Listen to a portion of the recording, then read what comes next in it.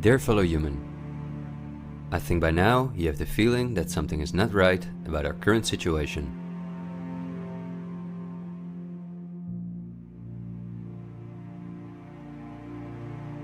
But I also think that the many ill-founded conspiracy theories may have caused you to distance yourself from both the media scaremongering and from those who spread the conspiracy theories.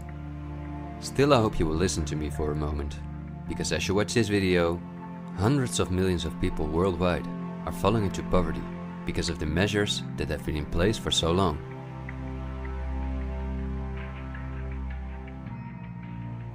And although the biggest economic crisis that we will ever experience may not have affected you personally yet, it's only a matter of time before the ripple effects also reach you and your loved ones. This is not alarmism, but the harsh reality we face. I also think that we can limit the damage and even benefit from it if we are properly and objectively informed about our current situation. Therefore, I would like to show you some easy verifiable facts that I think are essential. Less than a handful of megacorporations dominate every aspect of our lives. That may seem like an exaggeration, but from the breakfast that's on the table in the morning, to the mattress we sleep on at night, and everything we do, put on, or consume in between, all are largely dependent on these corporations. These are investment companies of immense proportions, and they manage the major money flows on Earth. They are the protagonists of the play which we are currently witnessing. So as not to take up too much of your time, I've summarized the most important information as briefly as possible. How does it work? Let's take as an example a company like PepsiCo, which is the parent company of many of the most popular soft drinks and snacks in the world. There appear to be many different competing brands, but they all come from the factories of a small number of corporations that together have a monopoly on the industry. Within the packaged food industry, there are a number of other major companies, such as Unilever, the Coca-Cola Company, Mondelez, and Nestlé.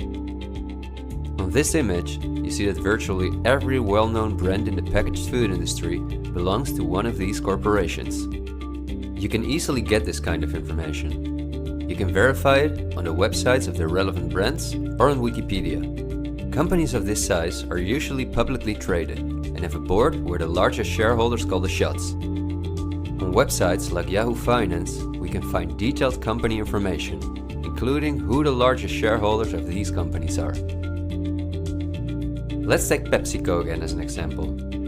We see that 73.14% of the shares are held by no less than 3,379 institutional investors. These include investment companies, mutual funds, insurance companies, banks, and in some cases, governments. Let's look at who the largest institutional investors of PepsiCo are. As you can see, just 10 out of the 3,379 investors account for almost 1/3 of all shares. The combined share capital of these top 10 has a value of approximately $60 billion. But of those 10 investors, 3 own more shares than the remaining 7. Let's remember their names and let's see who owns the most shares at the Coca-Cola Company, Pepsi's big competitor.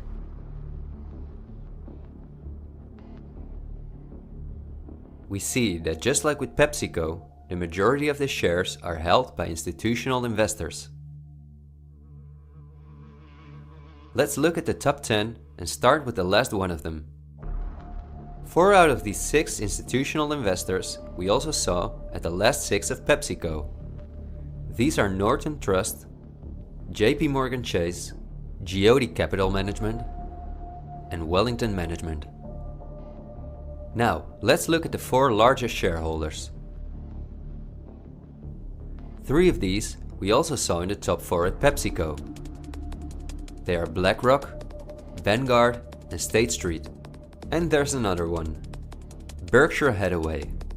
These are the 4 largest investment companies on the planet. PepsiCo and Coca-Cola are anything but competitors. But also the other big companies that own many brands, such as Unilever, Mondelez and Nestlé, are owned by the same small group of institutional investors. And you don't only find these names in the packaged food industry. For example, let's look up on Wikipedia what the largest companies are within the technology industry. Facebook owns WhatsApp and Instagram. Together with Twitter, they form the most popular social media platforms in the world. Alphabet is the parent company of all Google businesses, including YouTube and Gmail, but they are also the biggest sponsors and developers of Android, one of the two operating systems on which almost all smartphones and tablets in the world run. The other operating system is Apple's iOS. Finally, if we add Microsoft to the other three, we see that 4 companies produce the software that almost all computers, tablets and smartphones in the world depend on. Let's see who owns the most shares of these powerful companies. If we look at Facebook, we see that more than 80% of the shares are owned by institutional investors. These are the same names we saw in the food industry. Again, the same investors at the top. Then Twitter, which with Facebook and Instagram makes up the top 3. Amazingly, we see that the company is also owned by the same investors.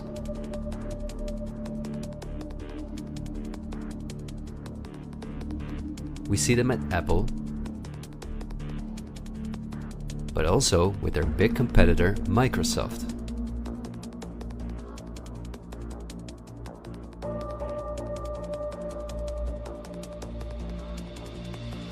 When we look at all the other companies that dominate the technology industry and build our computers, TVs, smartphones and household appliances, we see the same big investors who own a majority of the shares.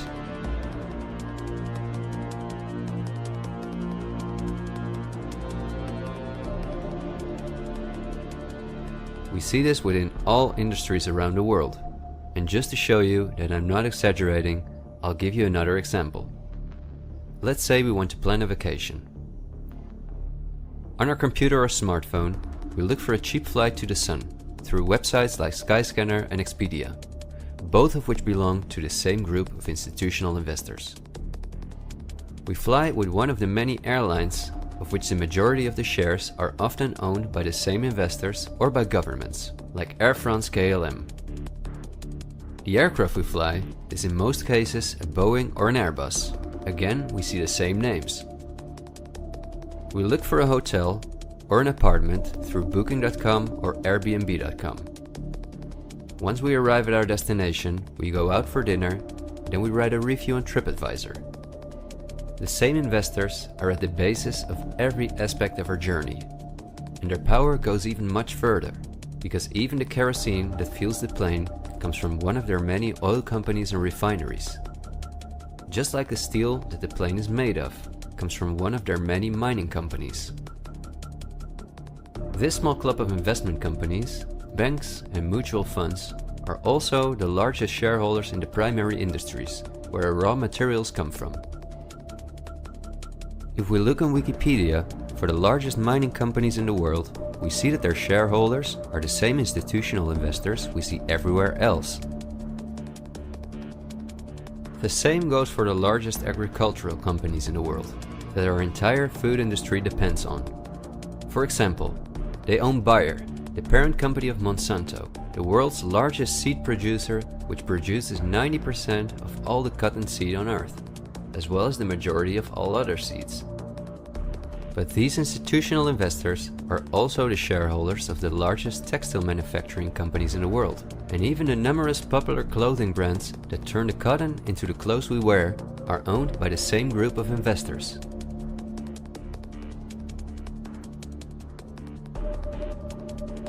Whether we have the world's largest solar panel producers or the largest oil refineries, the shares are managed by the same companies. They own the tobacco companies, who produce all the popular tobacco brands in the world. But they also own all the major companies in the pharmaceutical industry and the scientific institutes that produce the drugs. They own the companies that produce our metals and raw materials, and the entire automobile, aircraft and arms industry where those metals or raw materials are processed.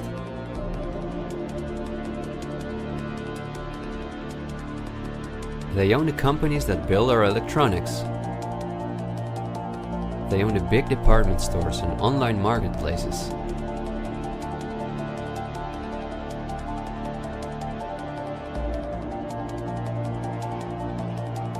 And even the payment methods that we use to pay for their products.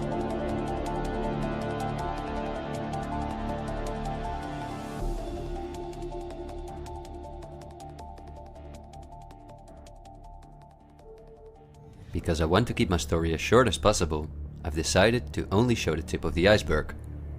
If you decide to investigate on your own, using the sources that you've just seen, then you will discover that even many of the most well-known insurance companies, banks, construction companies, telephone companies, restaurant chains, and cosmetic brands are owned by the same institutional investors we just saw.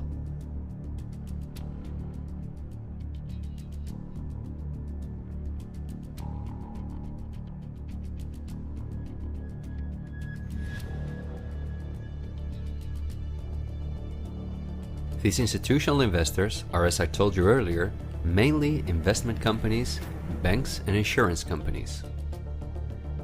They are in turn also owned by shareholders. Now, what is the most amazing thing? All of these institutional investors own each other's shares, and together they form an immense network that we can compare to a pyramid. The smaller institutional investors are owned by larger investors, who in turn belong to even larger investors. The visible top of this pyramid consists of only two companies, and we have seen their names many times by now. They are Vanguard and BlackRock. The power of these two companies is something we can barely imagine. Not only are they the largest institutional investors of every major company on Earth, they also own the other institutional investors of those companies, giving them a complete monopoly. According to a report by Bloomberg, one of the most respected institutions in the world in the field of financial data and analytics, experts expect that by 2028, both companies will collectively manage about $20 trillion in investments, and in the process will own almost everything on Earth. The same Bloomberg called BlackRock the fourth arm of government, because it is the only non-government entity that has a close relationship with the federal banks, also called the central banks. BlackRock not only lends money to the federal banks, but is also their principal advisor and the developer of the computer system that the federal banks use. Dozens of BlackRock employees had senior positions in the White House during the Bush and the Obama administrations, and currently under Joe Biden. BlackRock CEO Larry Fink is a welcome guest with many heads of state and politicians, and understandably so. He's the face of the company that pulls the strings.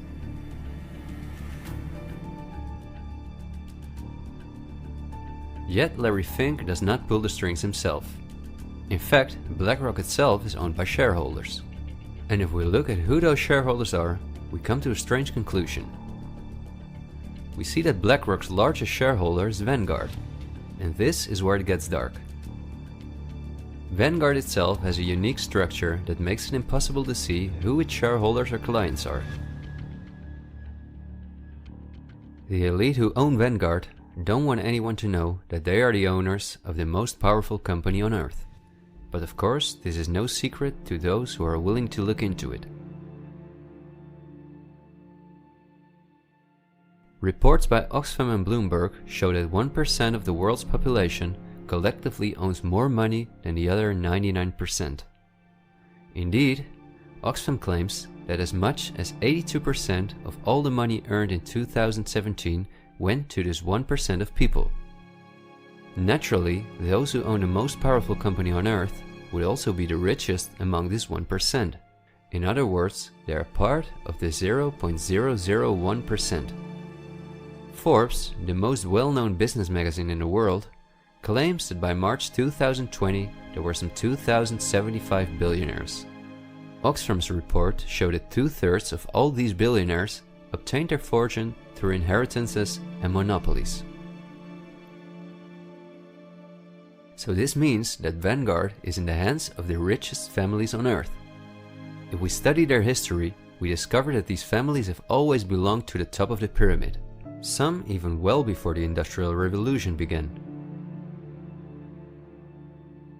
Because their history is so interesting and extensive, I will explain some more about them in the follow-up video that I'm currently working on. But in order not to elaborate too far, I will just point out that many of these families belong to royal bloodlines, and they are the founders of our banking system, the United Nations, and every industry in the world.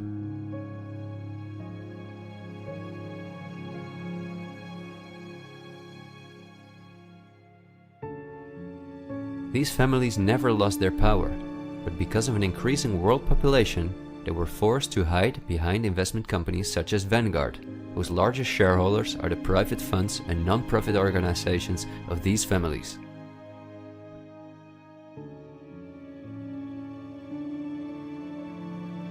To make the bigger picture more clear, I need to briefly explain something about these non-profit organizations. These are the links that connect the business community with politics and the media, allowing major conflicts of interest. At first glance, however, this is not too noticeable. Non-profits, also called foundations, are organizations that rely on donations, and they do not have to publish from whom they receive those donations. They can invest this money in whatever they want, and do not have to pay tax on their profits as long as those profits are reinvested in other projects that they are involved in. Non-profits can move hundreds of billions of dollars from invisible investors. According to a report by the Australian government, this makes non-profit organizations ideal to finance terrorist groups and launder large sums of money.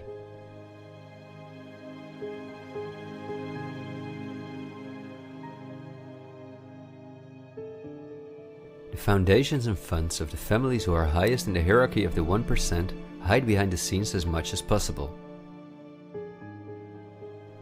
However, for cases that have a lot of publicity and attention, they use the foundations of philanthropist families that are lower in the ranking, but who are also extremely wealthy. In order to be concise, I will only highlight the 3 most important foundations in the world that connect all the industries in the world to each other. These are the Bill and Melinda Gates Foundation, the Open Society Foundations of the controversial multi-billionaire George Soros, and the Clinton Foundation. A very brief introduction to give you an idea of the size of these types of foundations. According to the official website of the World Economic Forum, the Gates Foundation is the largest funder of the World Health Organization, after President Donald Trump halted the funding of the WHO by the US in 2020. This makes the Gates Foundation one of the most influential organizations in the world in the area of everything that relates to our health. The Gates Foundation has a close partnership with the 16 largest pharmaceutical companies in the world, including Pfizer, AstraZeneca, Johnson & Johnson, BioNTech, and Bayer, and we have just seen who own the most shares of these companies.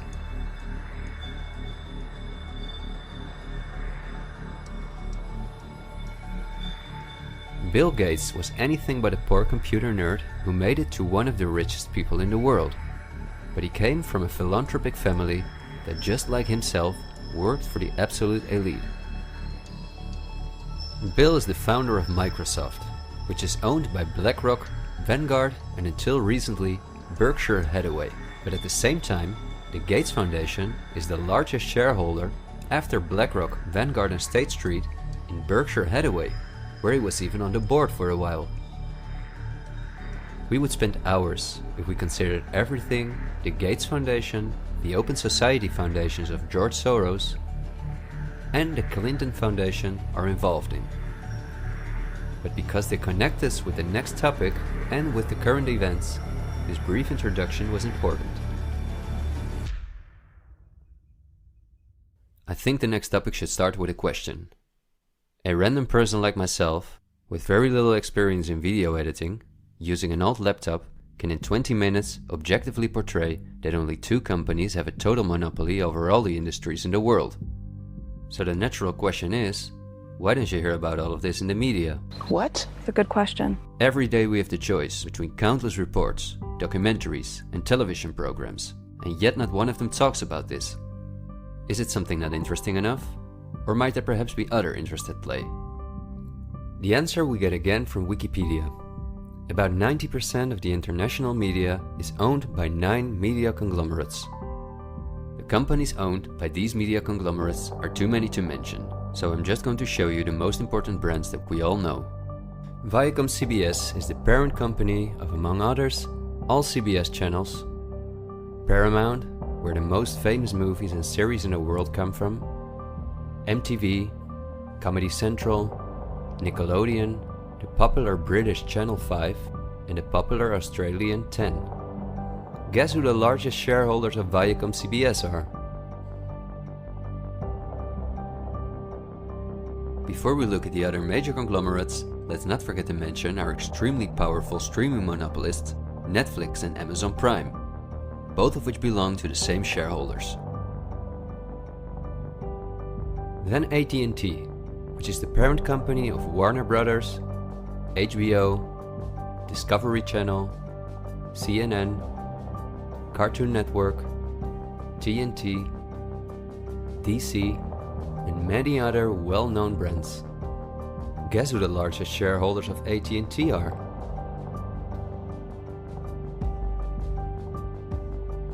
The third one is the all-powerful News Corp. This company owns many of the most well-known national and regional newspapers, magazines and TV channels in the US, the UK and Australia. The shares of News Corp are owned by the American multi-billionaire Rupert Murdoch and by the institutional investors we see everywhere else. News Corp's sister company is Fox Corporation, which is also one of the most powerful media conglomerates on Earth. Just like News Corp, it is owned by the Murdoch family and the usual investors. Then the Walt Disney Company, a conglomerate of unimaginable dimensions, with many subsidiaries such as Pixar, Marvel, 20th Century, Lucasfilm, ABC, National Geographic, and Hulu. Who are their biggest shareholders? Another powerful media conglomerate is Comcast. This is the parent company of NBC, DreamWorks, Universal, the Sky Group, Focus Features, Xfinity, and many other major media brands. As you would expect, their largest shareholders are Vanguard and BlackRock.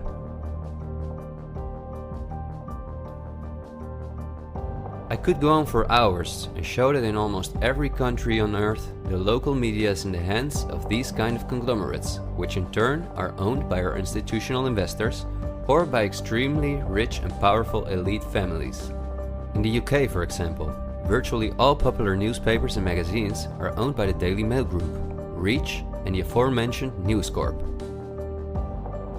In the Netherlands, the entire media is in the hands of the Persgroep, Mediahuis, and Bertelsmann. And in Germany, the entire media is either controlled by the German government, ProSiebenSat.1, Axel Springer, and again, Bertelsmann, which is also a conglomerate of unprecedented dimensions.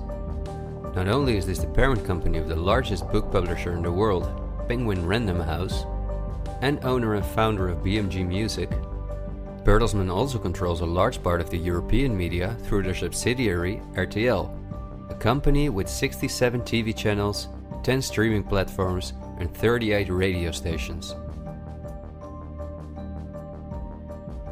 Bertelsmann is owned by the ultra-rich Bertelsmann-Mohn family, who openly collaborated with the Nazis. Because of this, Reinhard Mohn was held as a prisoner of war in the US. Besides RTL, Bertelsmann also owns a large part of the French mainstream media. And together with Mediaset, the powerful Italian conglomerate of former President Berlusconi that controls the most important part of the Italian mainstream media, they also own all popular Spanish TV channels. Now, to complete the picture, let's look at where the news comes from that all these media outlets are feeding us on a daily basis. The various news media do not produce their news themselves, but use information and images from news agencies such as Reuters, the Dutch ANP, and the French AFP. These organizations are anything but independent. Reuters is owned by the powerful Canadian Thomson family. The ANP is owned by Dutch investor Kees Omen, and the AFP is largely financed by the French government.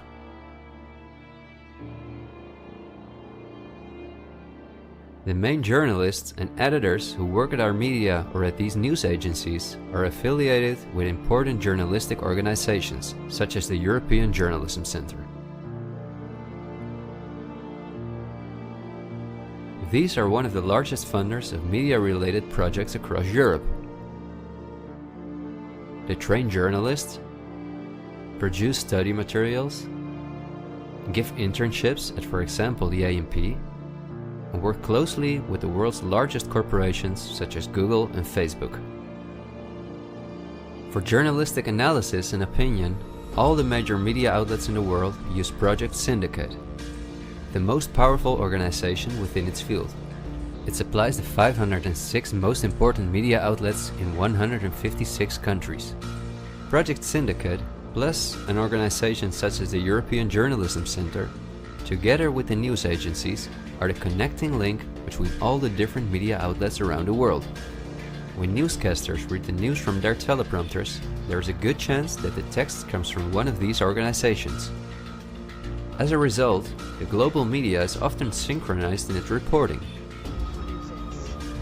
We are concerned about trouble behind the one-sided news stories plaguing our country. The sharing of biased and false news has become all too common on social media. More alarming, some media outlets publish these same fake stories without checking facts first. The sharing of biased and false news has become all too common on social media. More alarming, some media outlets publish these stories simply aren't true without checking facts first. Unfortunately, some members of the media use their platforms to push their own personal bias and agenda to control exactly what people think. And this is extremely dangerous to our democracy. This is extremely dangerous to our democracy. This is extremely dangerous to our democracy. This is extremely dangerous to our democracy. This is extremely dangerous to our democracy. This is extremely dangerous to our democracy. This is extremely dangerous to our democracy. This is extremely dangerous to our democracy. This is extremely dangerous to our democracy. This is extremely dangerous to our democracy. This is extremely dangerous to our democracy. This is extremely dangerous to our democracy. This is extremely dangerous to our democracy. In September 2020, the European Journalism Centre and Facebook set up a fund to support selected news organizations to do the reporting during the corona crisis. Let's see who the organizations are that, along with the news agencies, produce our news. At Project Syndicate, we see the Bill and Melinda Gates Foundation, the Open Society Foundation, and the European Journalism Centre.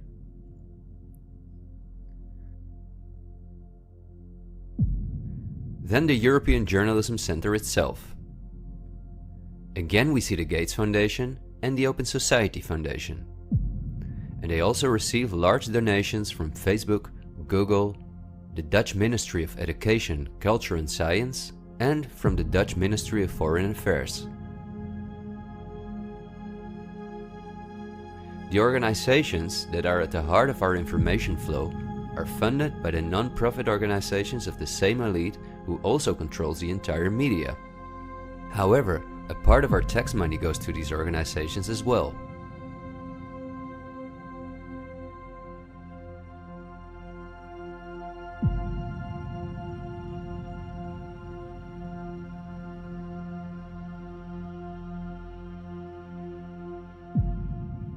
Okay, I realize this was a lot of information to process, and believe me, I've made it as short as possible, and I've only used those examples that seem necessary to show you the overall picture, so you can understand the current situation better.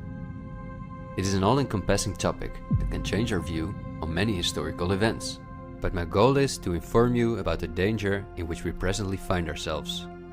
There will be enough time for us to delve into the past, so let's talk about the current events now. The elite that controls every aspect of our lives, up to the information that we receive, depends on an unimaginably coordinated collaboration to keep all the different industries on Earth connected to each other, in order to ensure they all work in the elite's interests. This happens at the World Economic Forum, one of the most important organizations in the world. At its annual meeting in Davos, the CEOs of the largest companies on Earth gather along with heads of state, politicians, and other influential individuals and organizations like UNICEF and Greenpeace.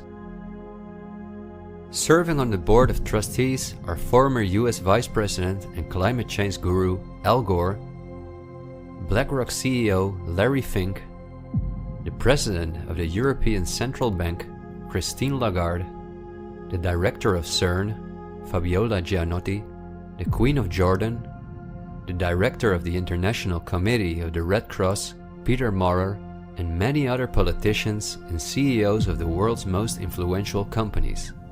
According to the WEF's official website, their annual membership fee ranges between 53,000 and 530,000 euros. But according to the WEF's year reports, around 71% of their total budget comes from its partners, who in this way pay for the membership of young politicians who cannot afford their own fee.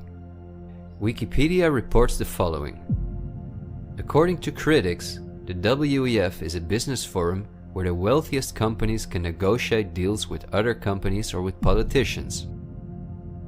The purpose of the WEF for many of the participants would be personal gain instead of solving global problems. I don't like to make assumptions, but would there be so many problems on Earth if the key industry leaders, bankers and politicians since 1971 had gathered annually to solve our world's problems? Is it not strange that the world's leading environmental organizations have been meeting for 50 years with the CEOs of the most heavily polluting corporations while things just keep getting worse for our natural world?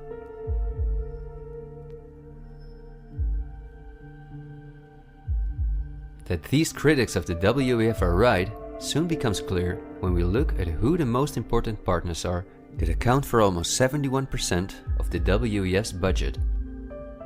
There are BlackRock, the Open Society Foundations, the Bill and Melinda Gates Foundation, and many other large corporations of whom Vanguard and BlackRock own the shares directly or indirectly.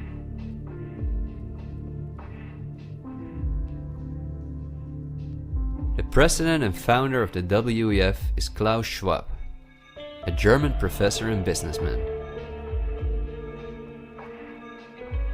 In his book, The Great Reset, he describes in detail the plans of his organization.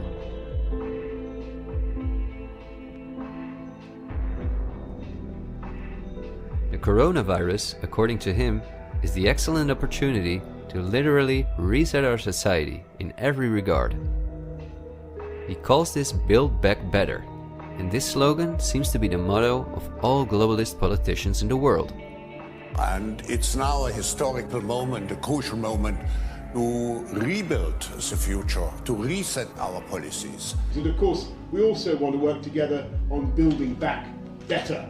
You know, I said we're going to build back and we're going to build back better. It's certainly a major crisis, but it also offers us a unique opportunity. We must use this historical opportunity. Together we can turn a crisis into an opportunity. But this global pandemic has also created an opportunity to build back better.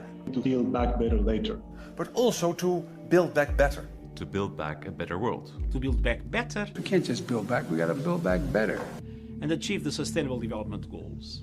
And climate action is an essential part of that.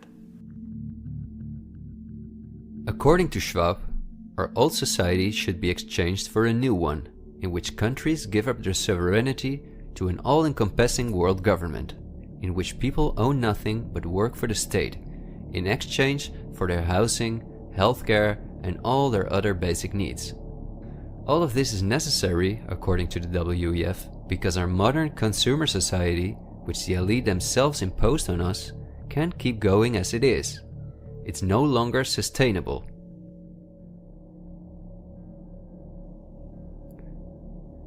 Schwab says in his book that we will never return to the old normal. And the WEF published a video that makes it clear that in 2030 we will own nothing, but we will be happy.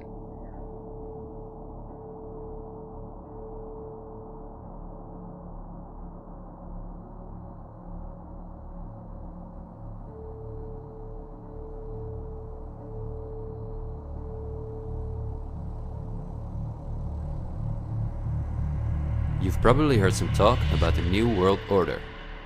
The media wants us to believe that this is a topic for conspiracy theorists, although it has been talked about for generations by presidents such as George Bush Sr., Nelson Mandela, and Bill Clinton.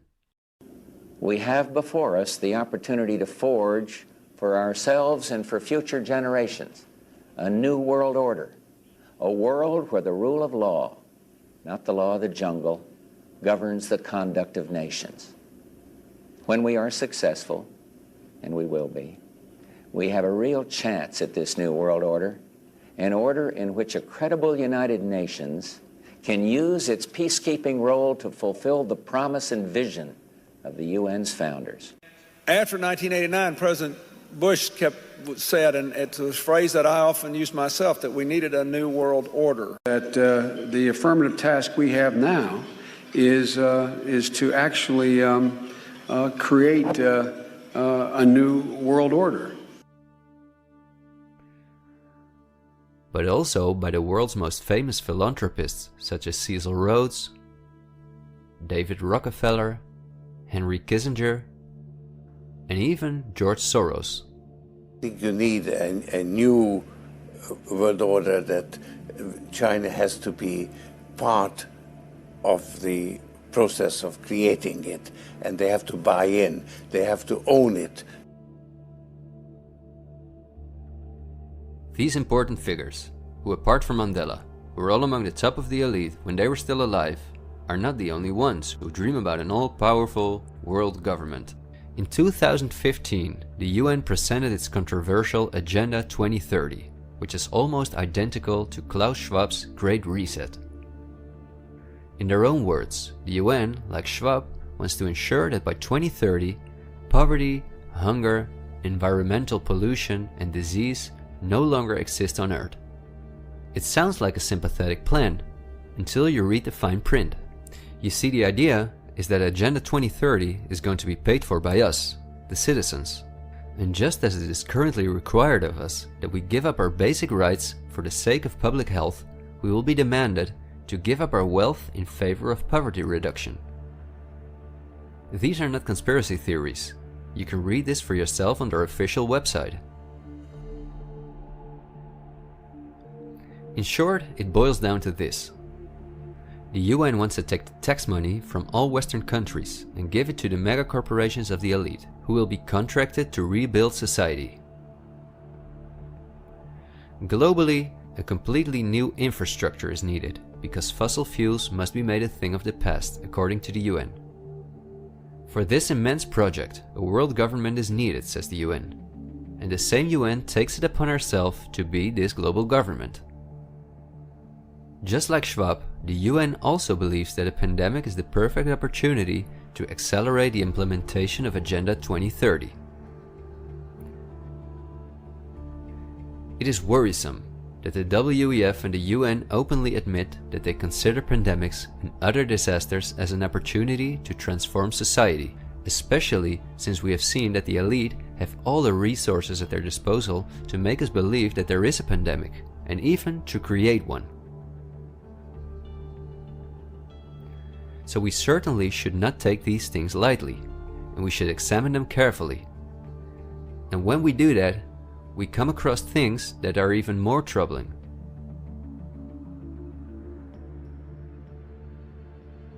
On Friday, October 18, 2019, months before the pandemic was declared, a meeting was held at the Pierre Hotel in New York City for a select group of about 130 very important guests, including politicians and the world's most respected medics and pharmacists. The purpose of the meeting was to simulate the possible scenarios in the event of a global pandemic. This could be a coincidence, you might say. For this simulation, however, a coronavirus was used as an example. The simulation covered in detail how the coronavirus would develop and how they could only control this through the intensive collaboration of entire industries, governments, and government agencies. Once again, a new world order to save us from destruction. Does it surprise you when I tell you that this meeting, called Event 201, was organized by none other than the World Economic Forum, the Bill and Melinda Gates Foundation, and the Johns Hopkins Institute? This is not a conspiracy theory. Check the official website of Event 201 for yourself.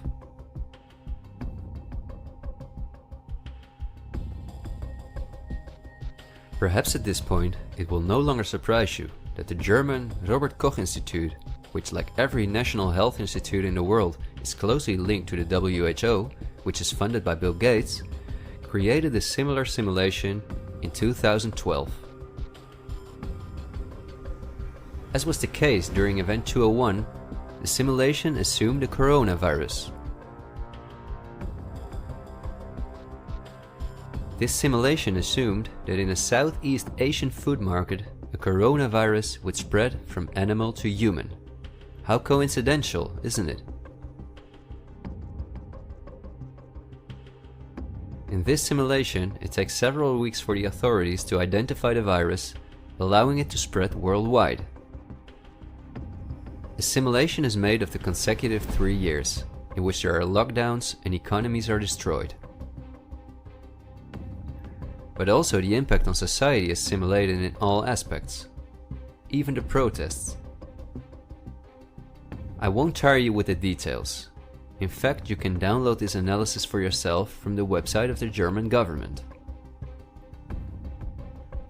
The last thing I want to show is an excerpt from a lecture that Belgian top virologist Mark van Ranst gave on January 22, 2019 at the Chatham House, a major non-profit organization in London, where important world leaders meet to discuss global issues. Winners of the Chatham House Prize include Hillary Clinton, Melinda Gates, and John Kerry.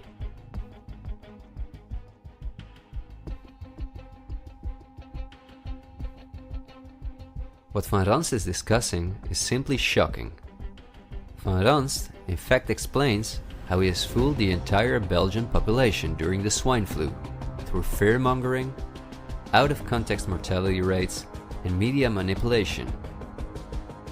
He laughingly explains how he managed to impose the vaccine for the swine flu on the frightened Belgian population, a vaccine produced by the pharmaceutical companies he worked for. Thank you very much, Ab. Thanks for the invitation. And I was asked to tell you about my experiences being the crisis manager, the flu commissioner for Belgium, and highlighting the communication. And then you have one opportunity to do it right. I mean, day one is so important. In day one, you start your communication with the press, with the people, and you have to do it right. I mean, you have to go for one voice, one message. In Belgium, they chose to appoint a non-politician to do that. I mean, I have no party affiliations, and that makes things a little bit, at that time at least, a little bit easier, because you're not attacked politically, majority, minority. That doesn't come into play, and that was a huge advantage. The second advantage is that you can play in Brussels the complete naive guy and get a lot more done than you would otherwise be able to do. You have to be omnipresent that first day or the first days, so that you attract the media attention. You make an agreement with them that you will tell them all, and if they call, you will pick up the phone. When you do that, then you can profit from these early days to get complete carpet coverage of the field, and they're not going to search for alternative voices there. And if you do that, that makes things a lot easier. These first weeks, That's easy street. When you have no opposition and everybody needs news and they can come to you for news, you can bring quite a lot of neutral information, and it is picked up, and it is well, the news is brought the way you bring it, and that is you can only do that in the first couple of weeks or months. And then you have to say, okay, well, we will have H1N1 deaths. Of course, that would be unavoidable. I used there Sir Donaldson's quote, where he said that in the UK, by the peak of the epidemic, 40 people would die per day at the end of the summer. So 62 at that time million people in the UK, 40 deaths a day. I worked it out for Belgium. That would be 7 deaths a day at the peak of the epidemic. I used that in the media. 7 Belgian flu deaths per day at the peak of the epidemic would be realistic. That is true in every year, even interpandemically. That is very, very conservative. However, talking about fatalities is important, because when you say that, people say, wow, what do you mean? People die because of influenza? And that was a necessary step to take. And then, of course, a couple of days later, you had the first H1N1 death in the country, and the scene was set and it was already talked about. And then you had to pick who is going to be vaccinated first. And then, well, women and children first, whatever. I mean, risk groups, they were important.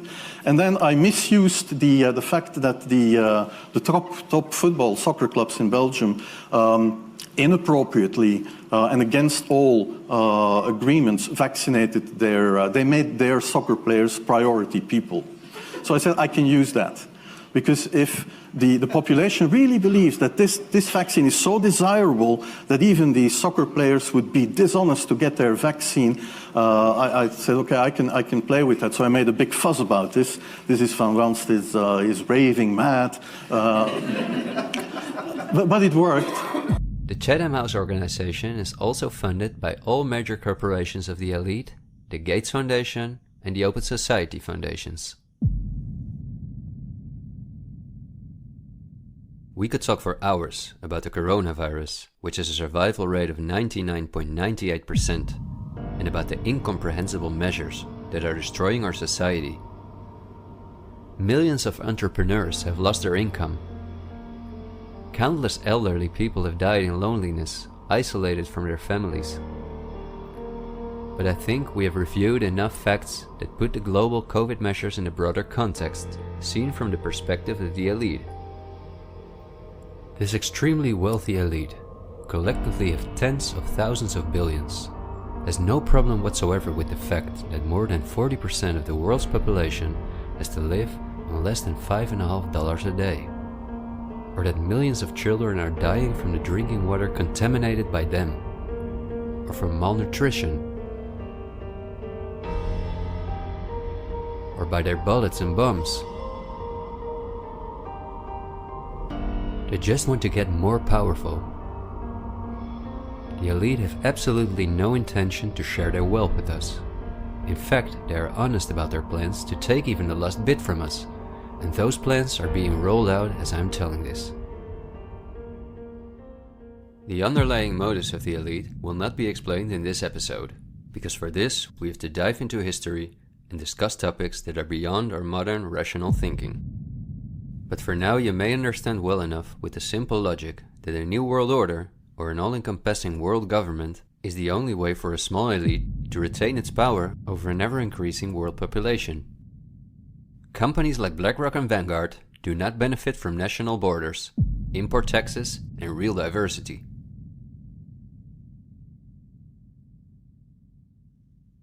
Only through fear and media manipulation can they maintain their grip on all of us. And I deliberately haven't even mentioned the inhumane blackmailing methods by which the elite keep their own most important minions in line. Because if this topic has aroused your curiosity, you will undoubtedly find out all about this in time. The elite have no intention to cure us from the countless diseases we've contracted from the toxic food they've produced, and from the environmental pollution which they have caused. After all, if we didn't get sick, the entire pharmaceutical industry would collapse. Nothing sells like fear is the motto of top virologists like Mark van Ranst. You will be amazed, as I was, when you discover that we have been warned countless times about this elite. I think we're being run by maniacs. If anybody can put on paper what our government and the American government, etc., and the Russian, Chinese, what they are actually trying to do, I think they're all insane. But I'm liable to be put away as insane for expressing that.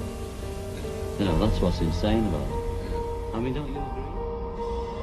For we are opposed around the world by a monolithic and ruthless conspiracy that relies primarily on covert means for expanding its sphere of influence, on infiltration instead of invasion, on subversion instead of elections, on intimidation instead of free choice, on guerrillas by night instead of armies by day. It is a system which has conscripted vast human and material resources into the building of a tightly knit, highly efficient machine that combines military, diplomatic, intelligence, economic, scientific, and political operations. Its preparations are concealed, not published. Its mistakes are buried, not headlined. Its dissenters are silent, not praised. No expenditure is questioned, no rumor is printed, no secret is revealed. President Kennedy has been assassinated. It's official now. The president is dead. Women here in shock, some have fainted. Grown men, Secret Service men standing by the emergency room, tears streaming down their face. There's only one word to describe the picture here, and that's grief, and much of it. It's official. As of just a few moments ago, the President of the United States is dead.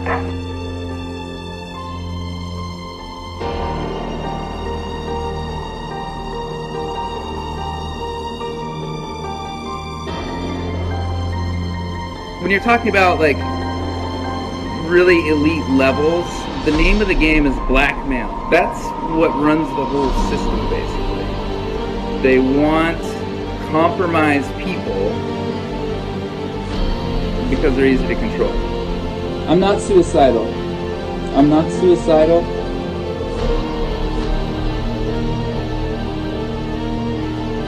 The deep state is those people within the U.S. government that are career employees that cannot be fired by people that we elect by the Congress or the President. Are these people in control? Can they enact laws? Fuck yes.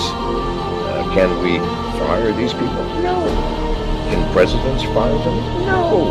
It's designed that way so that political parties and political interests cannot affect the deep state. Do you understand the nightmare of our situation, people? It is no secret. It is as open as it can be. The deep state does control America. Wake up, people, please. God. There's some common fucking sense. Thank you.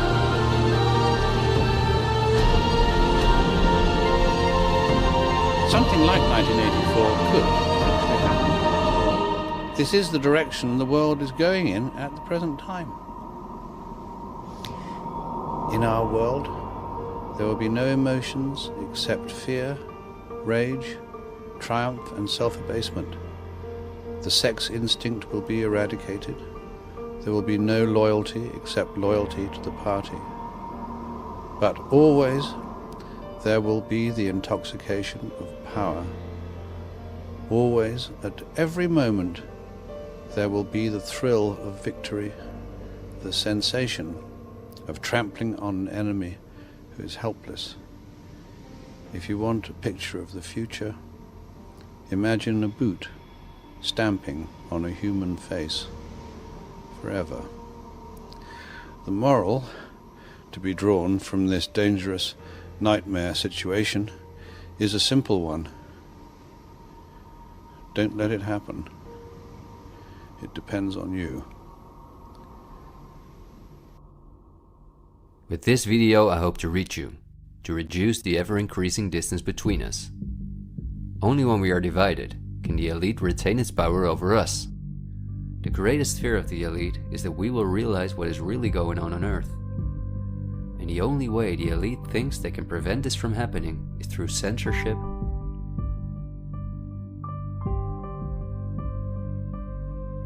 preventing human contact,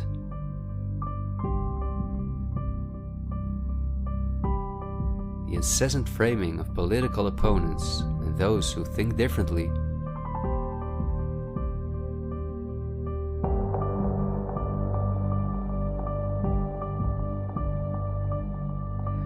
and the use of brute force.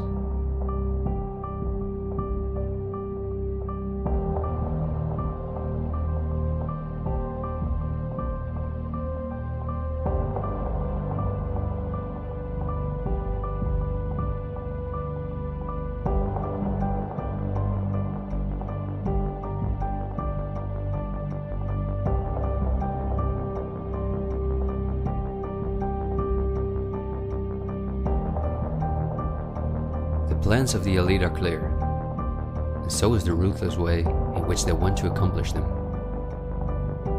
If we allow this to happen, a new society will be built on the ashes of what we once knew. A new society in which we will own nothing, not even a home of our own. The elite wants to make sure that between now and 2030, everything you now own will be theirs. For this, a devastating economic crisis is necessary. First, the middle class is attacked, which is the backbone of society. Entrepreneurs are forced to go into tremendous debt, which will ultimately cause them to lose all their possessions. After that, things will move quickly. Banks will fall, cash money will cease to exist, and the only way not to starve to death will be the acceptance of government support, which will include several conditions, such as the vaccination passport and giving up all private possessions. Because the entrepreneurs are the first to fall, many others won't immediately feel the crisis. The people remain divided among themselves until it is too late. This is not a doomsday scenario that I've made up. This is simply the Great Reset, the New World Order, which has been prepared for many generations and which has been extensively tested in every communist dictatorship in the world.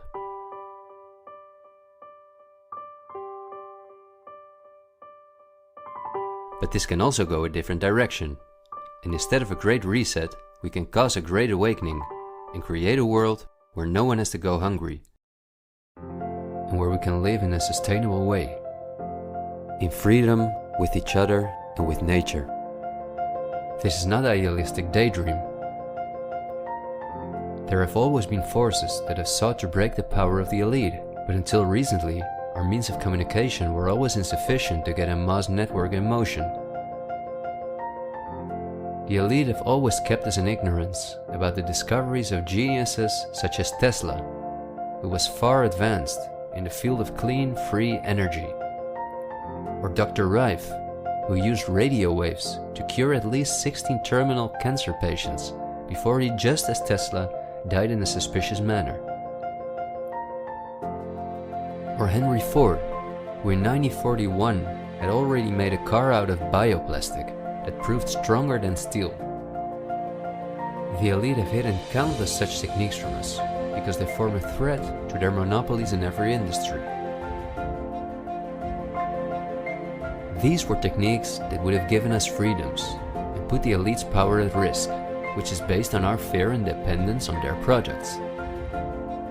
These are not conspiracy theories, but facts. What I am saying is that a world of new possibilities is opening up for all of us, where there is no poverty, no pollution, diseases, or wars, and in which governments work for the welfare of the people rather than the other way around. Countless ailments that provide the pharma industry with hundreds of billions of dollars will be cured. No one will have to work their ass off to live a dignified life.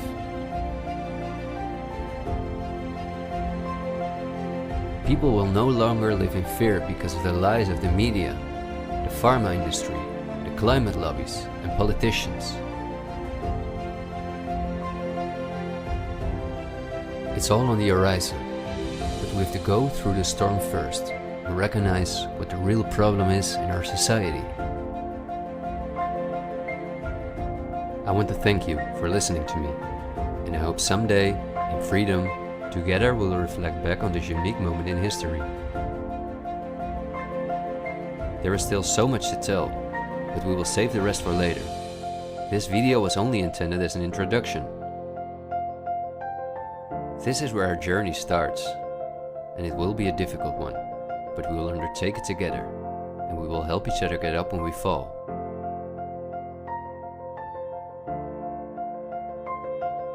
We will not be afraid. We are the 99%.